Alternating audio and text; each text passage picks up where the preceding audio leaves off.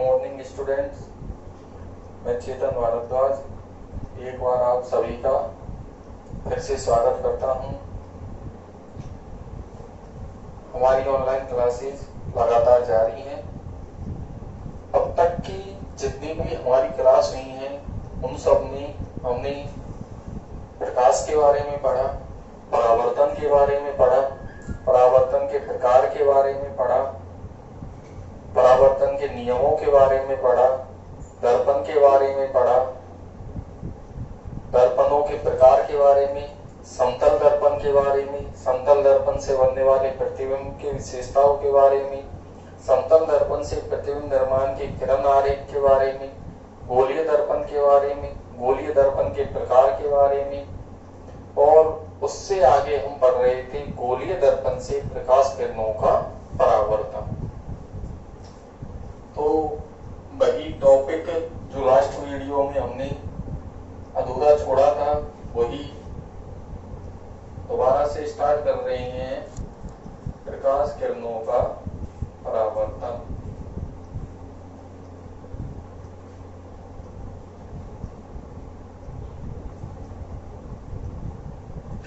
गोलीय दर्पण से प्रकाश किरणों का परावर्तन। तीन प्रकार से प्रकाश किरणों का परावर्तन हम लास्ट वीडियो में पढ़ चुके थे। पहला प्रकार मैंने बताया था, यदि प्रकाश की किरण मुख्य अक्ष के समांतर वक्रता केंद्र और ध्रुव को मिलाने वाली काल्पनिक रेखा मुख्य अक्ष कहलाती है। ये परिभाषा हम पहले पढ़ चुके हैं। यदि प्रकाश की किरण मुख्य अक्ष के समांतर आपतित होगी, यदि मुख्य अक्ष के समांतर आएगी तो परावर्तन के पश्चात फोकस से गुजरेगी। यह पहला नियम था जो हम पिछली क्लास में पढ़ चुके थे। दूसरा नियम हमने पढ़ा था, यदि प्रकाश की किरण मुख्य अक्ष के समांतर, पहला नियम था यदि मुख्य अक्ष के समांतर आएगी तो फोकस से जाएगी। दूसरा नियम है यदि फोकस से होते हुए आएगी। अब यह फोकस से होते हुए गोलीय दर्पण पर आपतित हो रही है तो मुख्य अक्ष के समांतर हो जाएगी।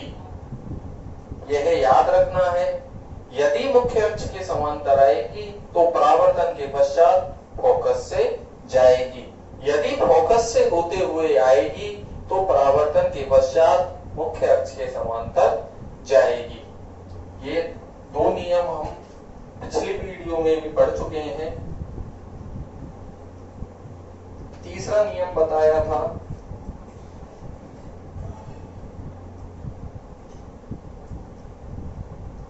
यदि प्रकाश की किरण वक्रता केंद्र से होते हुए ध्रुव पर आपतित होती है, या फिर हम ऐसे भी बोल सकते हैं कि मुख्य अक्ष से होते हुए, मुख्य अक्ष एक काल्पनिक रेखा है, इससे होते हुए ध्रुव पर आपतित होती है, या वक्रता केंद्र से होते हुए दर्पण के ध्रुव पर आपतित होती है तो परावर्तन के पश्चात पुनः उसी दिशा में लौट जाती है। जिधर से आएगी उधर ही वापस लौट जाएगी। कब? जब वक्रता केंद्र से होते हुए ध्रुव पर आपतित होती है तो जिस दिशा से आएगी उसी दिशा में वापस लौट जाएगी। ये तीन नियम हम पिछली क्लास में पढ़ चुके हैं। चौथा नियम जो रह गया था,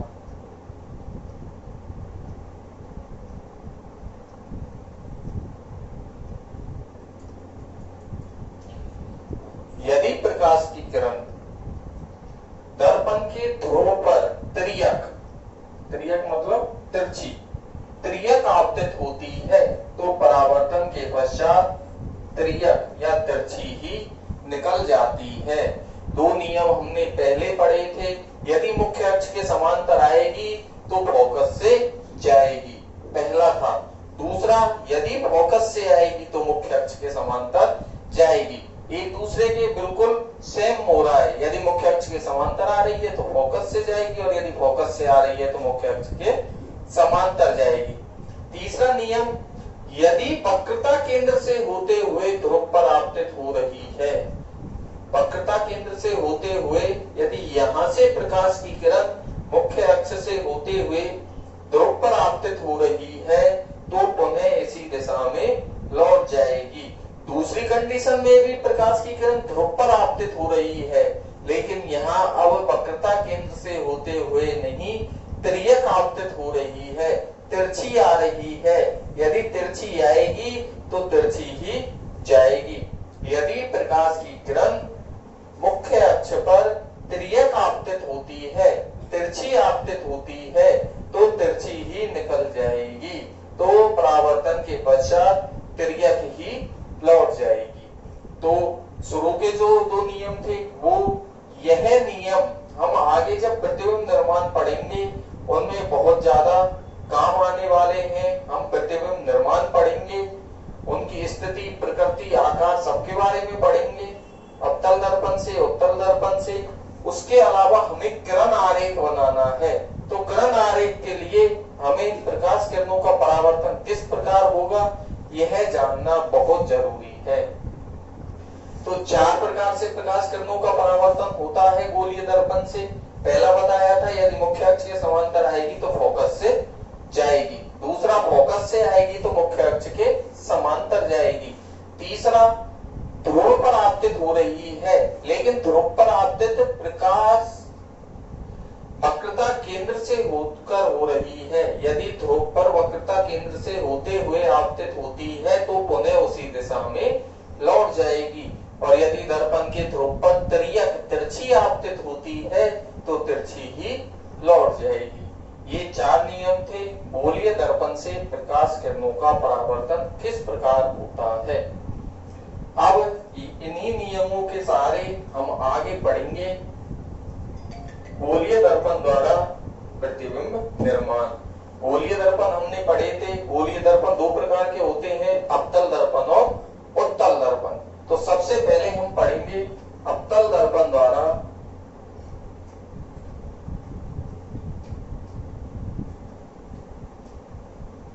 प्रतिबिंब निर्माण। अवतल दर्पण द्वारा प्रतिबिंब निर्माण।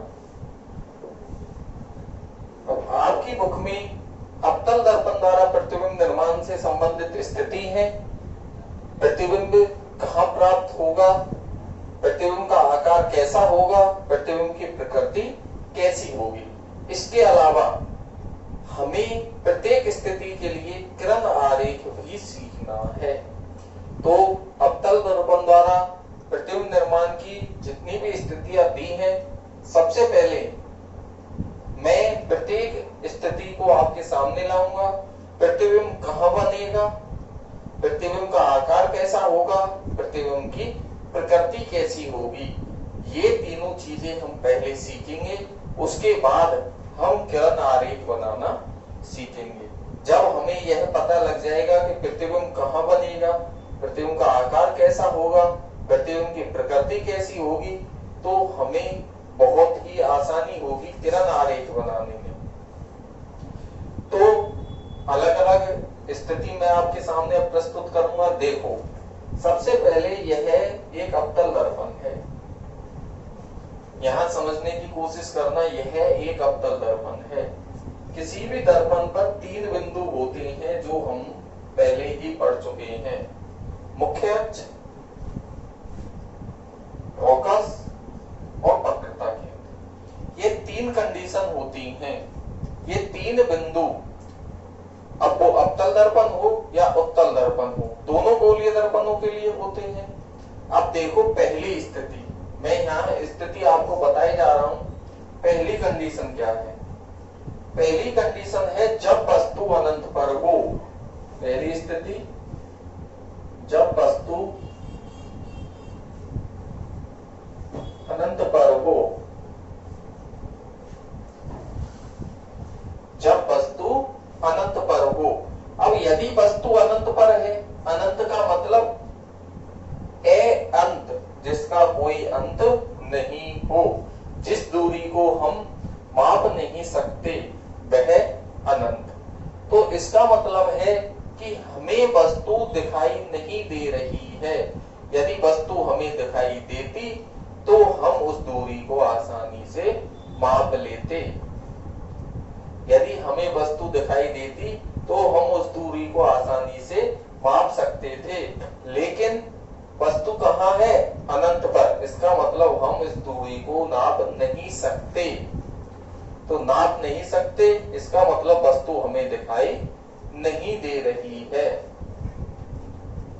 तो वस्तु कहाँ है? अनंत पर। वस्तु हमें दिखाई नहीं दे रही है। तो देखो, वस्तु हमेशा मुख्य अक्ष के ऊपर होती है। प्रतिबिंब ऊपर या नीचे कहीं भी बन सकता है, लेकिन वस्तु हमेशा मुख्य अक्ष के ऊपर होती है। तो वस्तु यहां होगी। अब वस्तु, उसने पहली कंडीशन बोली है, वस्तु कहाँ है? अनंत पर। कहां पर है वस्तु? अनंत पर। तो अनंत का मतलब मैं यहां लिख देता हूं, पहली कंडीशन में वस्तु यहां है। यह कंडीशन कौन सी मान ली हमने? अनंत। कौन सी कंडीशन मानी? अनंत की वस्तु अनंत पर है। अब यहां सिंपल एक ट्रिक बता रहा हूं, जिससे आप प्रतिबिंब की स्थिति, प्रकृति और आकार सबके बारे में बड़ी इजीली, आसानी से याद रख लेंगे। हमें अलग अलग कंडीशन, स्थिति वो दे के रखेगा कि वस्तु यहाँ पर है तो प्रतिबिंब कहाँ बनेगा, उसको हम बड़ी आसानी से याद रख सकते हैं। तो देखो, यह पहली स्थिति मैंने बताई, वस्तु कहाँ? अनंत पर। मान लिया यह अनंत है और वस्तु यहाँ रखी है, ठीक है। अब यह एक स्थिति आपको याद रखनी पड़ेगी कि जब वस्तु अनंत पर है तो प्रतिबिंब कहाँ बनेगा? फोकस पर। प्रतिबिंब कहाँ बनेगा? फोकस पर। वस्तु कहाँ? अनंत पर। पहली स्थिति याद रखनी है, वस्तु कहाँ होगी? अनंत पर। प्रतिबिंब कहाँ बनेगा? फोकस पर। पहली स्थिति याद रख सकते हैं, वस्तु कहाँ है? अनंत पर। प्रतिबिंब कहाँ बनेगा? फोकस पर।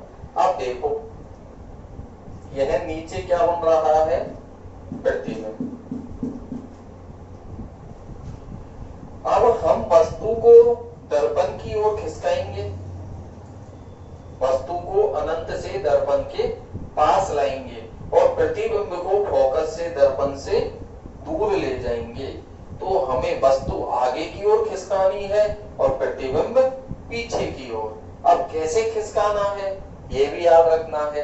हमारे सामने तीन बिंदु हैं, C, F और P। हमें स्टेप, एक एक स्टेप करके आगे वस्तु ले जानी है और ऐसे ही सेम एक एक स्टेप करके प्रतिबिंब को दर्पण से दूर ले जाना है। जैसे जैसे वस्तु प्रतिबिंब के पास आएगी, वैसे वैसे प्रतिबिंब दर्पण से दूर जाएगा। वस्तु को दर्पण के पास लाना है और प्रतिबिंब को दर्पण से दूर ले जाना है। अब वह स्थिति कैसे होंगी? यह स्थिति भी हम इससे ही याद रख सकते हैं कि वस्तु कौन कौन सी स्थिति में होगी। वही स्थिति प्रतिबिंब की होंगी, हमें बस प्रतिबिंब दर्पण से दूर ले जाना है। पहली कंडीशन मैंने बताई थी, वस्तु कहाँ थी? अनंत पर और प्रतिबिंब कहाँ था? फोकस पर। तो पहली कंडीशन तो हमें याद रखनी है, वस्तु कहाँ होगी? अनंत पर और प्रतिबिंब कहाँ होगा? फोकस पर। उसके बाद हम एक एक स्टेप करके आगे जाएंगे। तो वह स्टेप कैसे होंगे? देखो, ये तीन बिंदु हैं, हमें एक स्टेप में इनके मध्य आना है, अगले में बिंदु पर, फिर बिंदुओं के बीच में, फिर बिंदु पर, फिर बिंदुओं के बीच में। ऐसे हमें एक एक स्टेप वस्तु को दर्पण के पास लाना है और ऐसे ही एक एक स्टेप प्रतिबिंब को दर्पण से दूर ले जाना है। देखो, वस्तु अनंत पर, प्रतिबिंब पहली कंडीशन में फोकस पर। अब वस्तु को एक एक स्टेप करके दर्पण के पास लाएंगे और प्रतिबिंब को भी एक एक स्टेप करके दर्पण से दूर ले जाएंगे। यदि तुमने यहाँ इनके क्रम में गड़बड़ी की तो तुम्हारी पूरी स्थिति खराब हो जाएगी। इसलिए याद रखना है, एक एक स्टेप करके ही चलना है। जैसे वस्तु आगे लाए वैसे ही प्रतिबिंब को पीछे की ओर ले जाना है। अब वस्तु दर्पण के पास ले जानी है, पहली कंडीशन बताई थी, वस्तु कहाँ है? अनंत पर। तो प्रतिबिंब कहाँ? फोकस पर। यह याद रखना है। उसके बाद देखो, अब अनंत और सी, वस्तु दूसरी कंडीशन में कहां आएगी? अनंत और सी के बीच में। मैंने बताया था मध्य में लानी है, फिर बिंदु पर, फिर मध्य में, फिर बिंदु पर, फिर मध्य में। डायरेक्ट छलांग नहीं मारनी कि यहाँ अनंत से उठाया और एफ पे रख दिया, ऐसे नहीं है। एक एक स्टेप करके अनंत से कहां आए? अनंत और सी के मध्य में। कहां पर आए? अनंत और सी के मध्य में। दूसरी कंडीशन में मध्य में आए। ऐसे ही यहां से वस्तु कहां है? एफ पर, तो अब कहां आएंगे दूसरी कंडीशन में? मध्य में। तो दूसरी कंडीशन में प्रतिबिंब कहां बना? सी और एफ के मध्य। बात आई समझ में? पहली स्थिति अनंत पर, वस्तु अनंत पर, प्रतिबिंब फोकस पर। वस्तु दर्पण के पास ले जानी है, प्रतिबिंब दर्पण से दूर ले जाना है। वस्तु और प्रतिबिंब दोनों ही एक एक स्टेप करके जाएंगे, बिंदुओं के मध्य में, बिंदुओं पर, मध्य में, बिंदुओं पर। तो पहली कंडीशन अनंत पर थी, हम दूसरी कंडीशन में वस्तु को कहां ले आए? अनंत और सी के मध्य में। प्रतिबिंब को पीछे खिसकाया, इधर खिसकाना है दर्पण से दूर, तो बिंदु है आगे, ये बिंदु है, तो बिंदु से बीच में मध्य में ले जाएंगे। तीसरी कंडीशन में अब अनंत और सी के मध्य में आ गई, अब और पास लाएंगे तो बिंदु आ गया कौन? सी। तो बिंदु पर, तीसरी कंडीशन में वस्तु कहां आ गई? सी पर, वक्रता केंद्र पर। वस्तु कहां आ गई? सी पर, वक्रता केंद्र पर। अब यदि प्रतिबिंब को दूर ले जाएंगे तो अब मध्य में है, मध्य से कहां जाएगा? बिंदु पर। बिंदु कौन सा है? सी। तो तीसरी कंडीशन में प्रतिबिंब भी कहां बना? वक्रता केंद्र पर। वस्तु तीसरी स्थिति में कहां आई? वक्रता केंद्र सी पर। और प्रतिबिंब भी तीसरी स्थिति में कहां आया? वक्रता केंद्र सी पर। अब ऐसे ही और आगे लेके जाओ। अब यहां बिंदु पर आ गई वस्तु, अगली कंडीशन में कहां आएगी? दो बिंदुओं के बीच में। मैंने बताया था बीच में, फिर बिंदु पर, फिर बीच में, फिर बिंदु पर।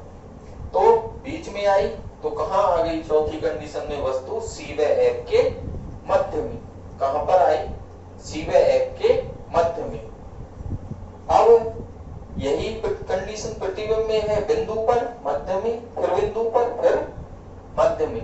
तो चौथी स्थिति में प्रतिबिंब कहां आ जाएगा? सी व अनंत के बीच में। कहां आ गया? सी व अनंत के बीच में। आगे वस्तु को आगे खिसकाएंगे तो कहां पहुंचेगी? देखो मध्य में, बिंदु पर, मध्य में, अब फिर बिंदु पर। तो बिंदु पर कौन से पर? एफ पर। कौन सा बिंदु है यहाँ? एफ। तो पांचवी कंडीशन में वस्तु कहां आ गई? एफ पर। और एफ किसका प्रतीक है? मुख्य फोकस। तो वस्तु कहां आ गई? मुख्य फोकस पर। और अब इसको आगे ले जाएंगे तो यहाँ सी और अनंत के बीच में प्रतिबिंब आ चुका है, और दूर ले जाएंगे तो कहां चला जाएगा? अनंत पर। कहां चला जाएगा? अनंत पर। मान लिया ये अनंत है। तो पांचवी स्थिति में जब वस्तु एफ पर आई तो प्रतिबिंब कहां पहुंच गया? अनंत पर। अगली कंडीशन देखो, अब वस्तु फिर आगे ले जानी है, अब बिंदु पर है, तो अब इन दो बिंदुओं के मध्य में। छठी कंडीशन में कहां आ गई? एफ और पी के बीच में। कहां आई वस्तु? एफ और पी के मध्य में। तो वस्तु एफ और पी के बीच में आ गई। अब देखो प्रतिबिंब कहां पहुंच गया? अनंत पर। अब अनंत से आगे हम जा सकते हैं क्या? अनंत जिसका कोई अंत ही नहीं है, अब इसका ही अंत नहीं है तो हम इससे आगे इधर नहीं जा सकते। अब हम इससे आगे इस दूरी पर नहीं जा सकते, इधर की ओर नहीं जा सकते। तो यह इधर की ओर की दूरी समाप्त। तो हमें अब प्रतिबिंब कहां ले जाना पड़ेगा? पीछे की ओर। कहां ले जाना पड़ेगा? पीछे की ओर। तो यह याद रखना है हमें कि प्रतिबिंब छठी स्थिति में हम अनंत से आगे नहीं जा सकते, इसलिए दर्पण के पीछे ले जाएंगे। तो वही याद रखने की बात है। पहली स्थिति बताई वस्तु अनंत पर, प्रतिबिंब फोकस पर। अगली स्थिति में मैंने बताया था वस्तु को दर्पण के पास ले जाना है और प्रतिबिंब को दर्पण से दूर ले जाना है। कैसे ले जाना है? बिंदु है हमारे पास, एक एक स्टेप करके लेके जाना है। ऐसे ही एक एक स्टेप करके प्रतिबिंब को आगे आगे लेके जाना है। स्टेप क्या होंगे? मध्य में, बिंदु पर, मध्य में, बिंदु पर, मध्य में, अनंत से मध्य में आए, अनंत और सी के मध्य, दूसरी स्थिति में प्रतिबिंब खिसकाया एफ और सी के मध्य। वस्तु आगे खिसकाई, कहां पहुंची वस्तु? सी पर। प्रतिबिंब आगे खिसकाया, प्रतिबिंब कहां पहुंचा? सी पर। वस्तु आगे बिंदु से मध्य में आई तो सी व एफ के मध्य में, प्रतिबिंब आगे खिसकाया सी व अनंत के मध्य में। वस्तु फिर मध्य से कहां ले गई? बिंदु पर। कौन से पर आई? एफ पर। प्रतिबिंब आगे खिसकाया तो सी व अनंत के मध्य में तो था ही, अगला बिंदु क्या है? अनंत। तो कहां पहुंच गया? अनंत पर। अगली कंडीशन में वस्तु हमने खिसकाई बिंदु से मध्य में, एफ और पी के मध्य में। उसके बाद प्रतिबिंब इधर हम अनंत से आगे नहीं जा सकते तो कहां पहुंच जाएगा? दर्पण के पीछे। तो ये 6 स्थिति आपकी बुक में अवतल दर्पण से प्रतिबिंब निर्माण की दी हुई है। तो यह कंडीशन थी कि वस्तु कहां स्थित होगी और यह कंडीशन की थी कि वस्तु जब यहां स्थित है तो प्रतिबिंब कहां बनेगा। इससे आगे की वीडियो में हम पढ़ेंगे प्रतिबिंब के आकार के बारे में और प्रतिबिंब की प्रकृति के बारे में। हमसे जुड़े रहें। धन्यवाद।